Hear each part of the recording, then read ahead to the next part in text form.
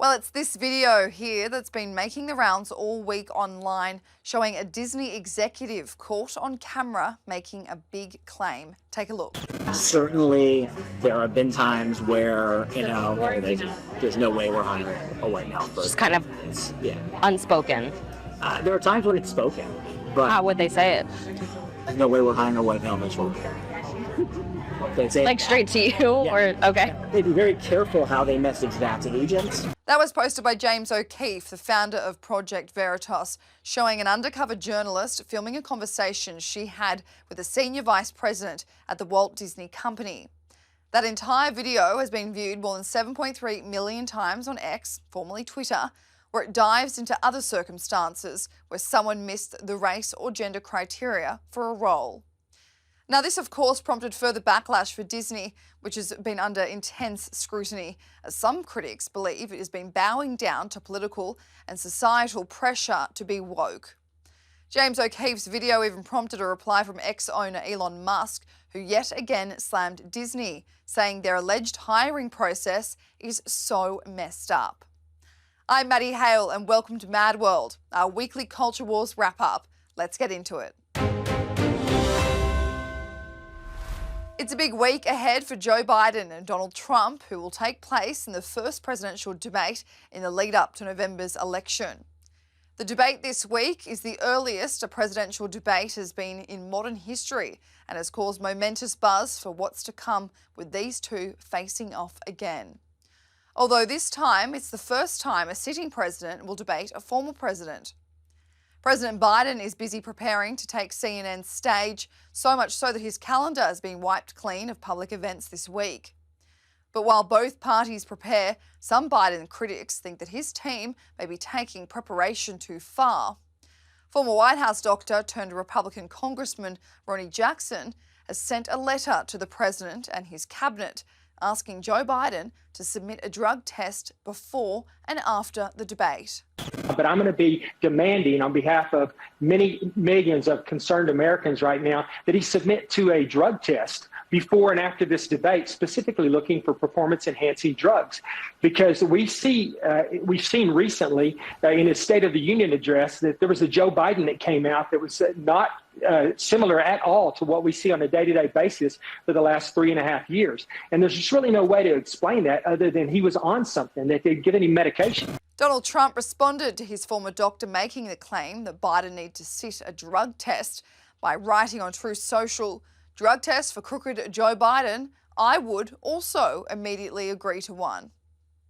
While Joe Biden hides away at Camp David to prepare for the 90-minute debate in Atlanta, Donald Trump's team has been busy publishing their political takedown videos of Joe Biden's last 3.5 years in office.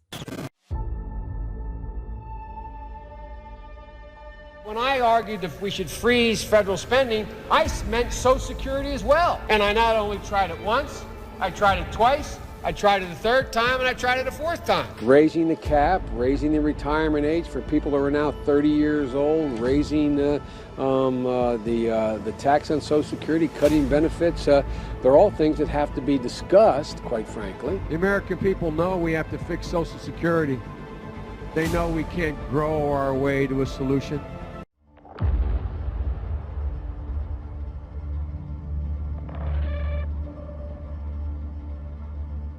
Police have tracked down a killer whose crimes spanned the country. The man accused of killing a Maryland mother of 5 on a popular hiking trail has been captured in Oklahoma.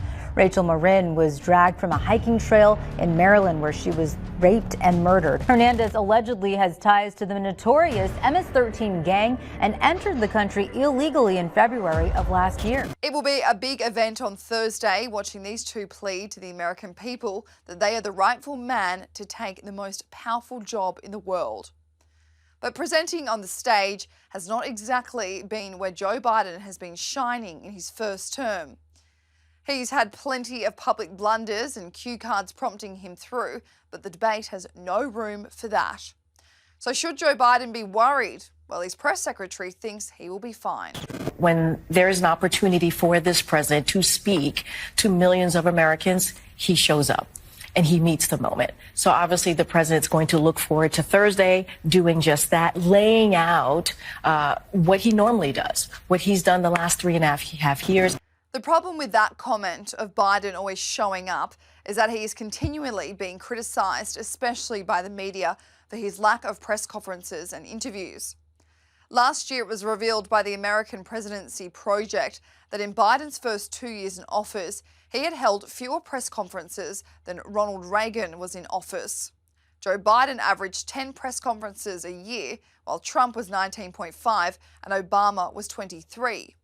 He also only gave 54 interviews, while Trump did 202 and Obama did 275.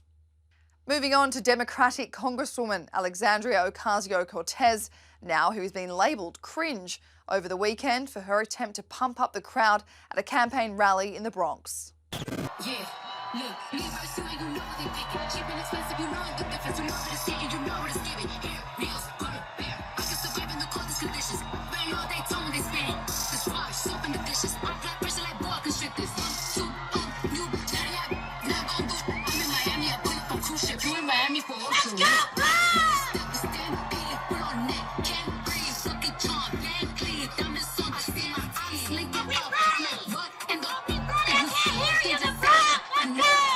And it wouldn't be an episode of Mad World without a clip of a climate protest interruption this week taking place at the Golf PGA Tour.